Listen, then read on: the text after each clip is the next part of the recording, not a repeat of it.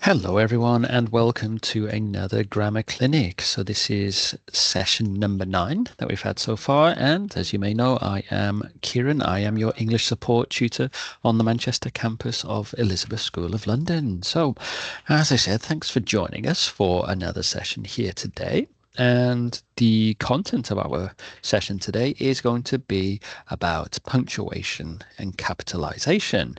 So if you feel like this is a weakness, then this is definitely the session for you. Okay, so let's have a little think to begin with. Okay, about standard punctuation. So do you ever have these questions for yourself then? Like, should I be using a comma in this situation? Should I be using a semicolon, full stop, things like that? Well, this presentation is going to cover the most important parts of this. Okay, so you've got your endpoints, you've got commas, semicolons, and even apostrophes too. So let's just test what we know first of all. So let's begin with a little example or two. Okay, so if you look on the screen, we've got a small text, and we need to think about here if we're going to be using commas here. Okay, so should we have a comma between car and we? Should we have a comma between chicken and? Should we have a comma between rice and that? Or does this text need no changes at all? Okay, so have a little think here. Maybe pause the video and think about what we need to do. Okay, and then we're going to check to see what the answer should be. All right, so a couple of minutes.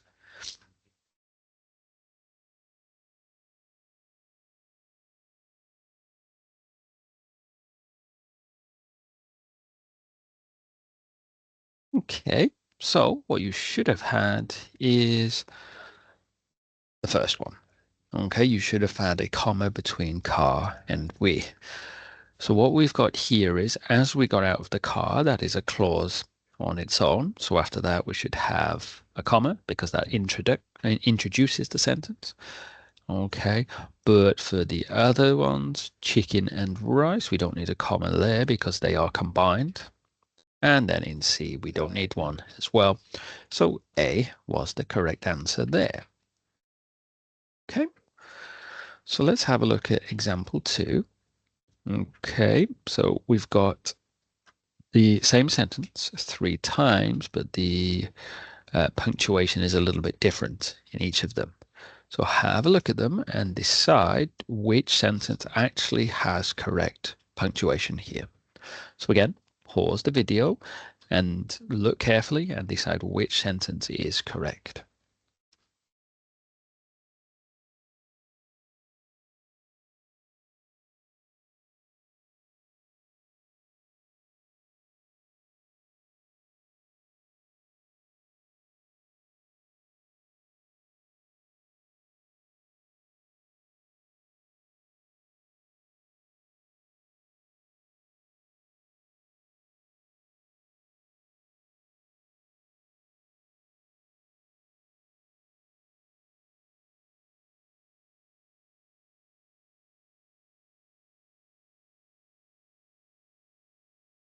Okie dokie, so let's see what kind of answers you had there. So the correct one here is C.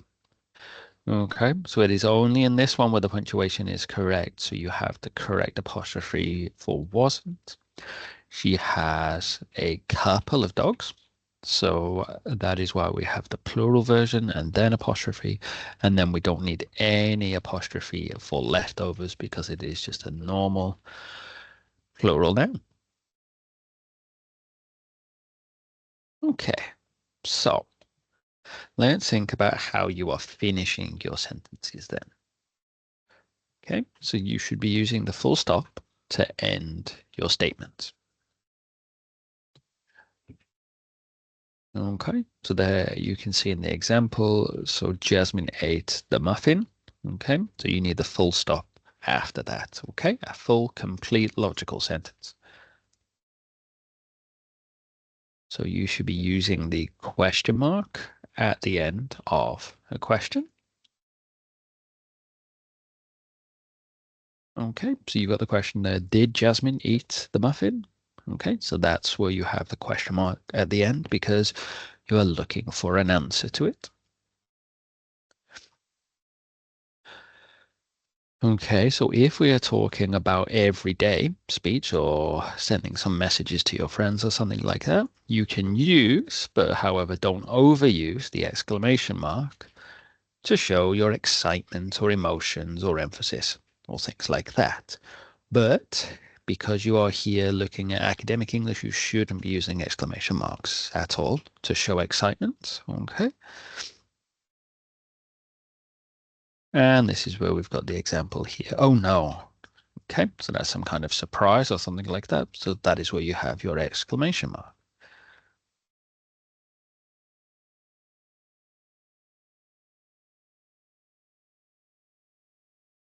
Okay, so you look here at how they are combined. So in the first one, you've got the question, so you have a question mark.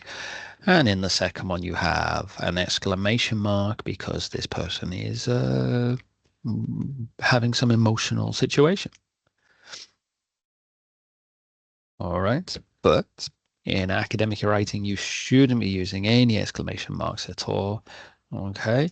Even if you feel really surprised by something, you really shouldn't be using exclamation marks. Okay. So let's pay a little bit more attention then to commas and how we should be using them.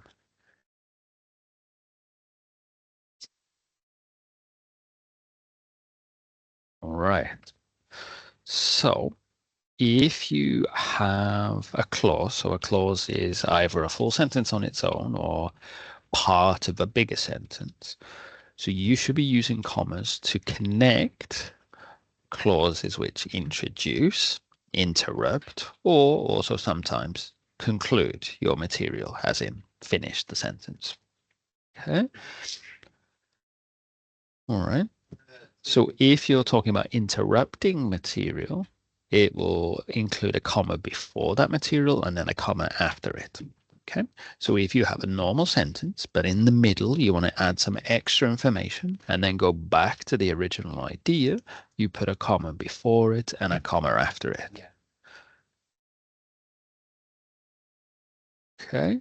All right. So here, oh, because it's at the start of a sentence, we've got without a doubt, comma, Jasmine will pass the comma test. Okay. If it's in the middle of the sentence, though, it would be Jasmine will, comma, without a doubt. That's the interruption, comma, pass the comma test. Okay. And if it comes at the end of a sentence, if it is the concluding material, as you can see, the comma comes before and then there is a full stop afterwards. Okay, so Jasmine will pass the comma test without a doubt. Okay, very good. Okay, but sadly, that isn't the end of the story because with commas, we have a bit more information that we need to remember.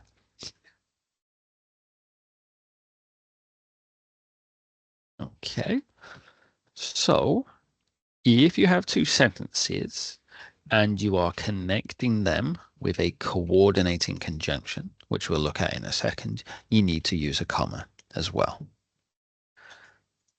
Okay, so your coordinating conjunctions can be those little words like and, but, for, or, nor, yet, or so.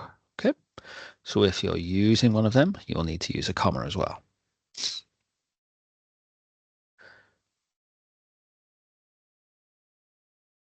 Okay, so if you see here, we've got the two normal sentences here. Jasmine will pass the comma test, Slacker Sam will not. If you combine them together, Jasmine will pass the comma test, comma, but Slacker Sam will not. Okay, so that is your conjunction, your coordinating conjunction, but, and you need to use a comma before it. Okay, but again, that is not the end of the information regarding commas. Okay, there is one more that we need to look at. Okay, so if you're using and, you do not need to use a comma when you're connecting two items. Okay. But if you are connecting three or more items, kind of listing them, then you need to use a comma and the word and. Okay. So Jasmine will buy a bag of potato chips and a hot dog because it is only two items. We don't need to use a comma. But if we add in an extra one, we do. Okay. Jasmine will need to buy a bag of potato chips, a hot dog, and a soda. So we have three items. So because of that, you need commas and a comma before the and. Okay. All right. So they are just looking at commas there. So let's now move on to the semicolon. Okay. So the semicolon is with the dot and the comma underneath. Okay. And you use semicolons when you're trying to connect two main clauses together. All right. So semicolons do not introduce a list. This is quite a common misconception when it comes to them. Okay. All right. So you can use, for example, if you are listing, you can use commas, or you can use a colon, but a semicolon is not used for that situation. Okay. All right. So if you have a look here, we have two main clauses. Jasmine worries about her grade in statistics. Math is not her best subject. It is possible to connect them here with a semicolon. Okay.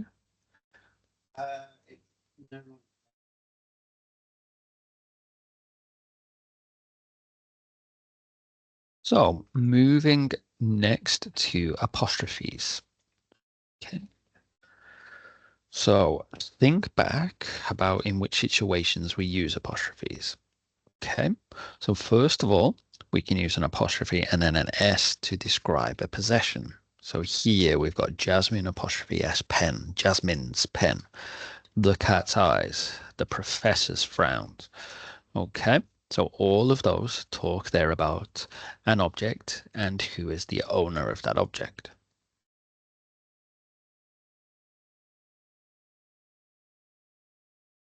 Okay.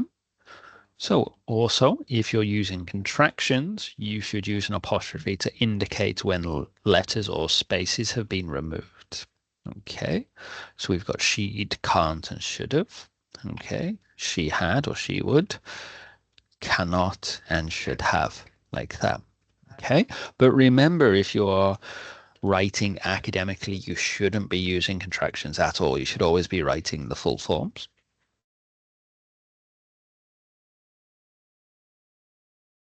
Okay, so you notice we've got a sentence here with no apostrophes, which we should put in. Okay. All right, so can't should have it, Jasmine's should have it, and she's should have it. Okay. All right, so let's have a little quick test of what we've just studied there. Okay.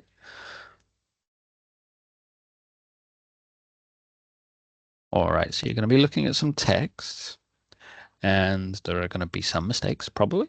And what you should do is to choose the correct option. If you think nothing should be changed, then you need to just choose that option instead. Okay, so we got the first one here.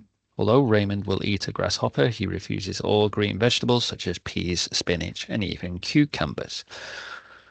So, do you think the correct correction here is a comma between although and Raymond? Do you think the correction should be there should be no comma between grasshopper and he? Or the next one, do you think you should change it to a comma between vegetables and such? Or do you think there should be no change? Okay, so take a second to think about it. Okay, and we will find out that the answer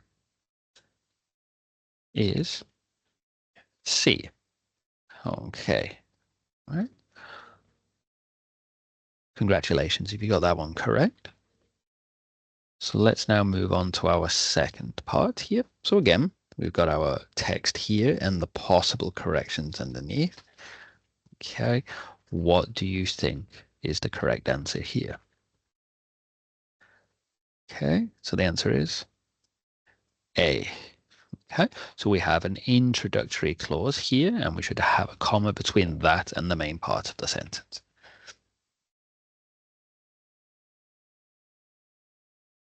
All right, so another example here. All right. So are any of the corrections A to B, A to C, right? Or should there be no change?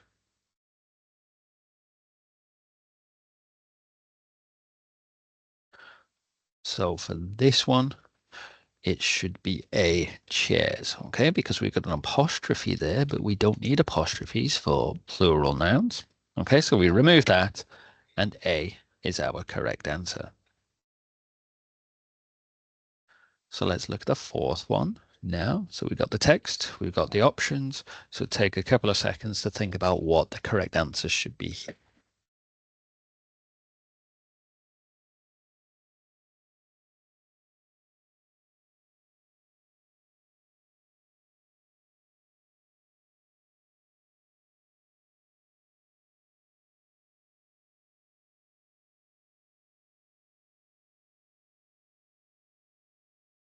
Okay, so what we're thinking about here is the answer should be A.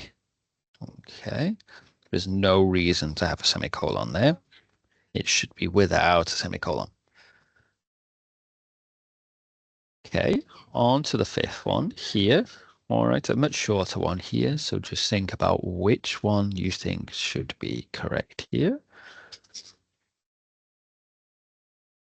And the answer is B. Okay, so what we have here is a contraction of will not, that becomes won't, but we do need an apostrophe between the N and the T. And the last example here. Okay, so there is our text, and then we've got our options A, B, or C. Should it be changed, or is no change necessary? So the answer is no change is necessary. Okay, so in A, it is an introductory clause, so we need a comma. Okay, in B, what we have here is a combination of two main clauses, so that's fine to have there.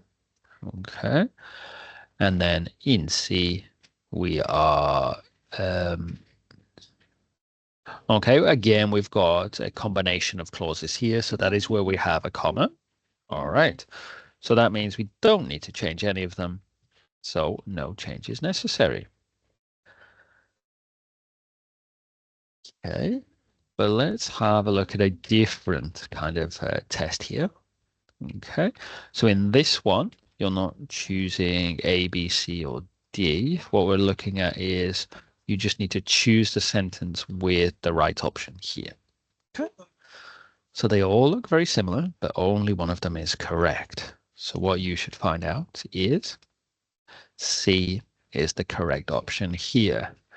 All right. So in A, it doesn't have the possessive apostrophe. So there should be a apostrophe between Christina and S. Okay. In B, 3 hours. So this is wrong. 3 hours. Hours are plural, so we need the S. Okay. All right.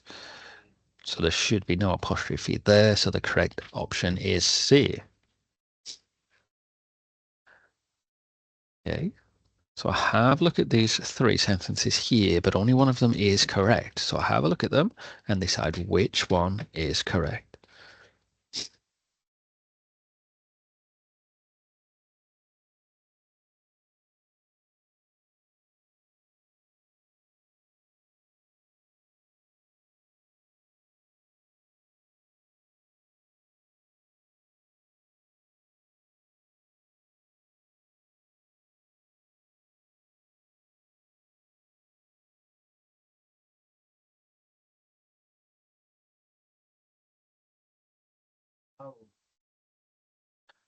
Okay, so you should find that B is the correct answer.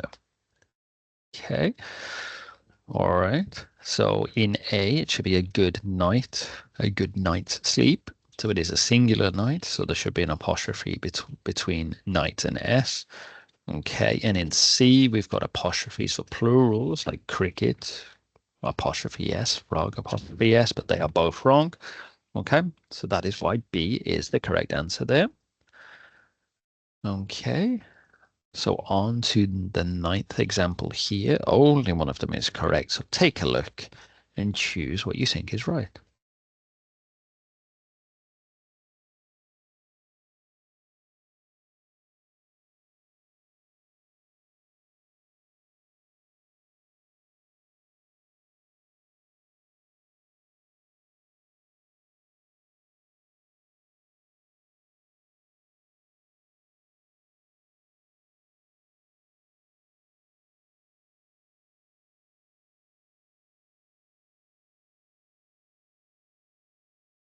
All right, so what do we think is the correct answer here? Well, the real answer is A. Okay. All right, so what you need then is the comma between the original introductory sentence and the other ones. Okay. All right, so that's why B is wrong. And the other reason why C is wrong, although it does have the comma after the introductory clause, it has put a comma between the first in the list and the second in the list. And as you remember, we need commas only when we have three or more options. Okay, so on to our last example here. Again, three more sentences. Just decide which one has the correct punctuation.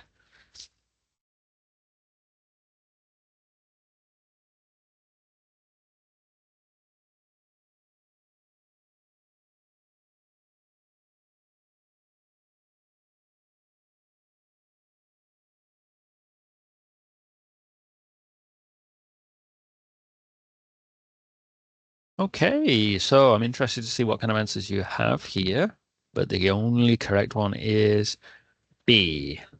Okay.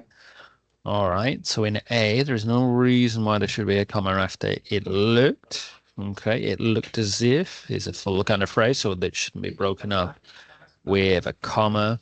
Okay. And then in C, his is head doesn't work. His is already a possessive, so we don't need an apostrophe and an S afterwards. Okay. All right. So that brings it into our first part when we're looking at punctuation. So now the second part is going to focus on capitalization. So a very similar concept. Okay. So capitalization, that is when you're always thinking about the issue of whether you should use a capital letter, an uppercase one, or you should use a lowercase one, like the big A and the small a that we have here. All right. So this is when we're looking about those situations where you capitalize the first letter of the first word in a sentence, when you capitalize the pronoun I, and when you capitalize proper nouns, so those names of the specific names of things.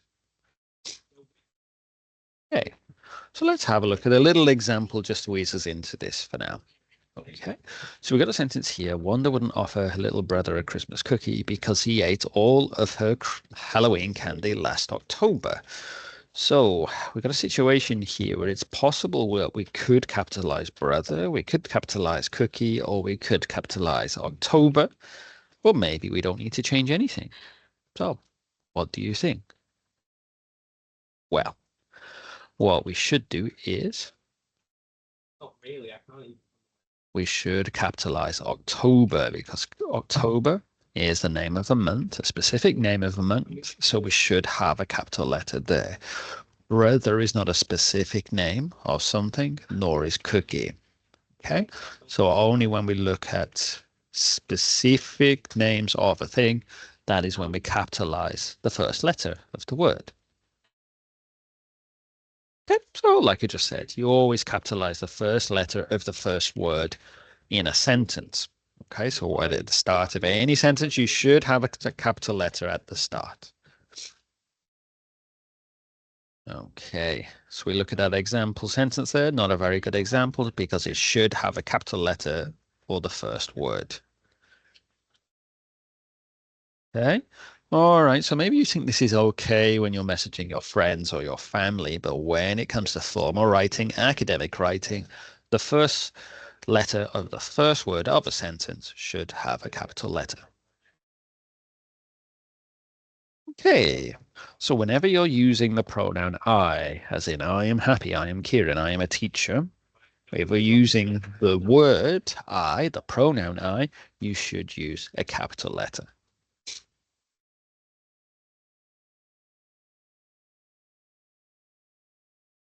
Okay, so if you have a look at that sentence, and then we have I here, I is talking about the first person. Okay, so it should have a capital I instead. Okay, so those are important, and you definitely should include capital letters there. Okay, you should always be capitalizing proper nouns. Remember, proper nouns are those specific names of things. Okay, so you take the first letter of that word and give it a capital letter. So we do have some proper nouns in these sentences here. So Tuesday is the specific name of a day, September is the specific name of a month, and Elizabeth is the specific name of a person. Okay, so those are all examples of proper nouns. Okay, so proper nouns can include things like the days of the week, Tuesday, the months of the year, September, and the names of people. Okay, just like Kieran, just like Elizabeth. Okay, but there are other examples of proper nouns.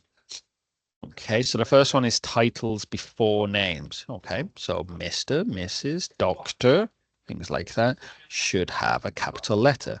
For specific places or the names of places, for example, Paris, London. Okay, and then we're going to have a look at all of these other examples here of proper nouns as well. So we will go through them all here. No need to list them at this moment. Okay, so titles before names. So you should be capitalizing these ones like Professor Stone, Uncle Jerry, and President Obama. But the ones here on the right are not titles before somebody's name. Okay. All right, so you wouldn't use capital letters for them. So the next one, we were talking about specific places. So for these, you would use a capital letter. So for Tito's Taco Palace, that is the name of a Mexican restaurant, let's imagine. New York City is the specific name of the city, and Gatorland is the specific name of this theme park or something like that. So they should all begin. Each word that is in it should receive a capital letter. But these non-specific names on the right do not need a capital letter, so we use lowercase ones instead. So the next one, for organizations, the names of organizations, we use capital letters before each word in the organization. So World Wildlife Fund, the WWF, the animal ones, not the wrestling ones. Okay, the American Red Cross and Doctors Without Borders all have capital letters for each word because it is talking about the specific name. But for these ones, there are no capital letters because they are not about a specific name. Okay, this also continues with companies. So specific names of companies get capital letters here. For example, Starbucks, Coca-Cola Company, and Apple Inc. But non-specific names, general names like a coffee house, a soda supplier, a computer manufacturer, they are not specific, so they don't get a capital letter. Okay. Also for specific product name, they get capital letters, but really more general names like these do not get a capital letter. Okay. You'll see also here that religions and religious adherents get capital letters. All right. But more general names do not get capitals. Okay. Now, the next thing, languages. Languages get capital letters. Okay, here, so you can see French, Russian, and Spanish all get capital letters because they are about specific things. But the things on the right you see are not specific, so they do not get capital letters.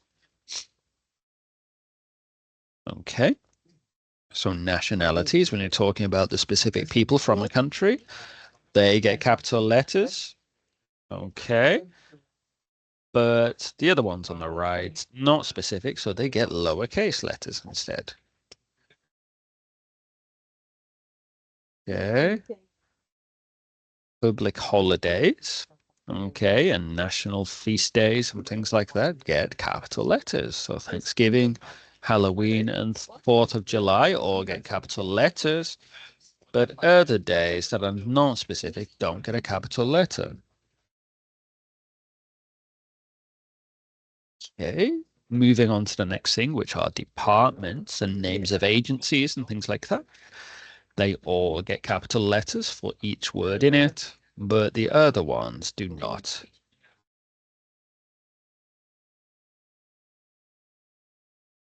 Okay, the other thing here are about historical time periods. They get capital letters. The late Cretaceous period, the Old Kingdom, the Great Depression do get capitals, but these non-specific ones on the right do not. Okay, now the next one, regions of the countries based on the cardinal points on the map do. So we can talk about the south. We can talk about the northeast or the west. All of those would get a capital letter. Okay, but for non-specific places, they do not get a capital letter. Hey. So course names. So if you are studying at university, the name of the course itself has a capital letter. But those ideas in general do not get a capital. So the specific course at your university does, but the idea on its own doesn't get a course name, doesn't get a capital letter.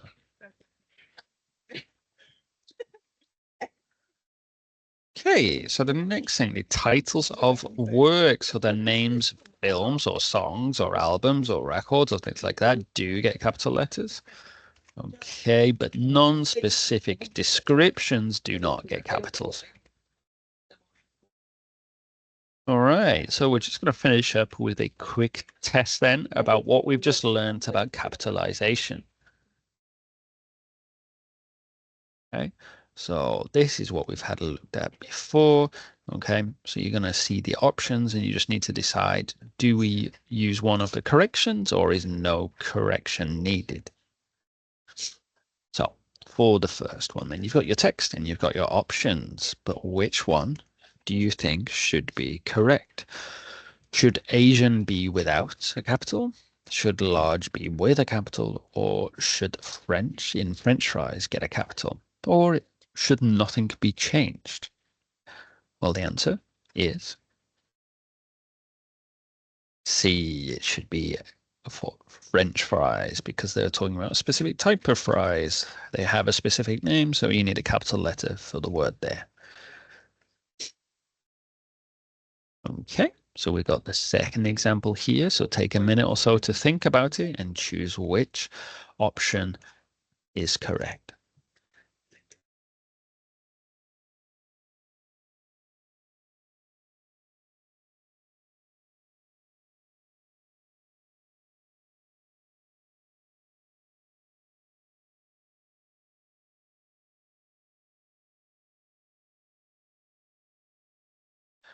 Okay, so what you should be thinking is, okay, all right. All right, so what you notice here is that science, okay, it should be with a small letter, should be with lowercase because it's not a specific name of a course here. Okay, on to the third example. All right, so again, think about what should be corrected, if anything.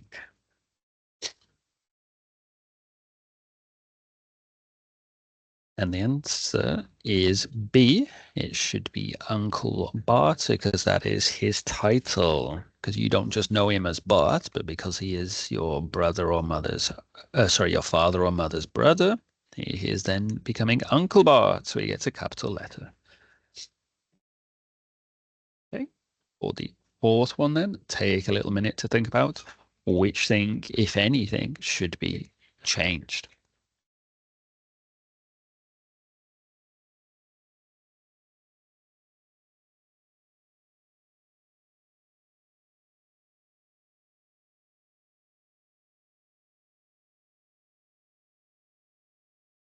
I've already read through this. Okay, so the correct option should be A. Okay, so for nationalities, we use capital letters. Okay, on to example number 5. Should anything be corrected here?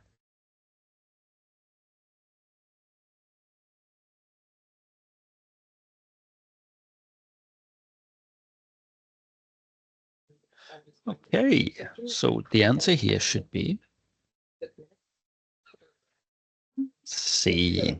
Okay, so Daytona Beach is a specific name of a beach, so each part of it needs to have a capital letter. Okay, on to number 6 then. Okay, have a look at it here and choose what you think should be the correct answer.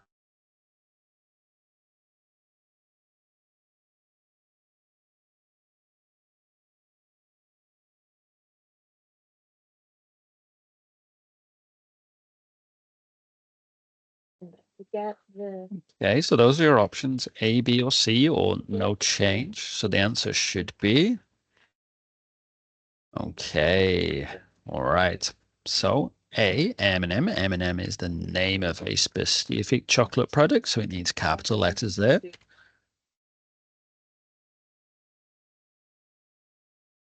Okay. All right, so have a look for this one. Okay. And we will check the answer in a second.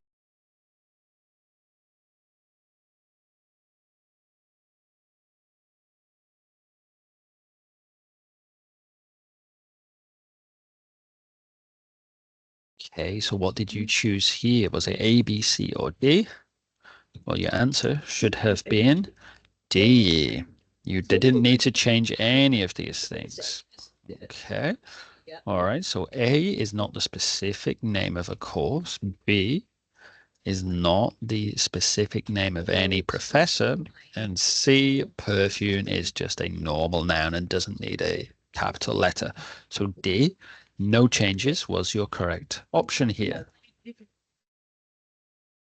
Okay, so this is now number 8. So again, just choose the option you feel is right.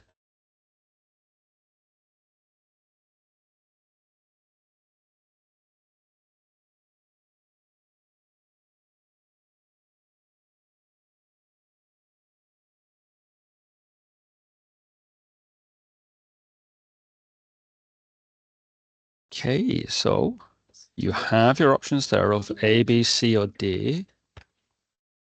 Okay, but can we change C? Yes, we should change C. So C, Officer Rodriguez. So that is the specific name, the title of this person. So that's why we should have a capital. Okay, so we're nearly finished now. So in item number 9, you just need to choose one of those options.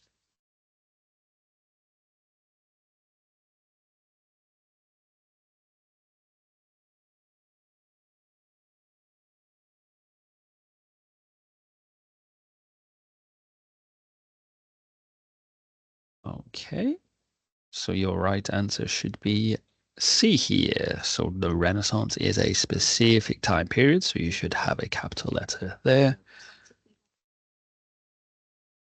And now the last one.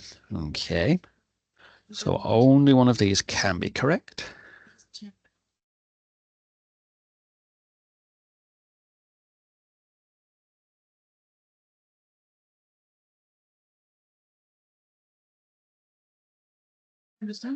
Okay, so what do you think is the right answer here? Well, the right one should be A. Because we're talking about a religion, we have a capital letter, or this or a specific follower of a religion also gets a capital letter as well. Okay, so that is the end with both of them with a capital letter, of course. Okay, so thank you for attending today, and I hope it was useful for you. And maybe you can use those things that we've just learned in order to put them in our academic writing activities here. Okay, all right. And if you need any help at all, always remember that my colleague Christine and I are here to help you with many different things. So if you do need to get in touch, our email address is there on the screen, which is English support underscore Manchester WH at esl.ac.uk. And we're here to help you with many things like presentation skills. If you do have a presentation coming up, we can help you to practice and help you to speak in public with confidence. We can also help you with your academic skills. So if you want somebody to have a look at your essay before you submit it in order to check some of the language, some of the grammar, some of the spelling in it, or the punctuation, then we can have a look at that for you. We can also help you with more general academic skills like reading, note taking, listening, things like that. And do remember, we can help you both in person on the campus, in both of our campuses in Manchester, and we can also help you with online sessions through Microsoft Teams.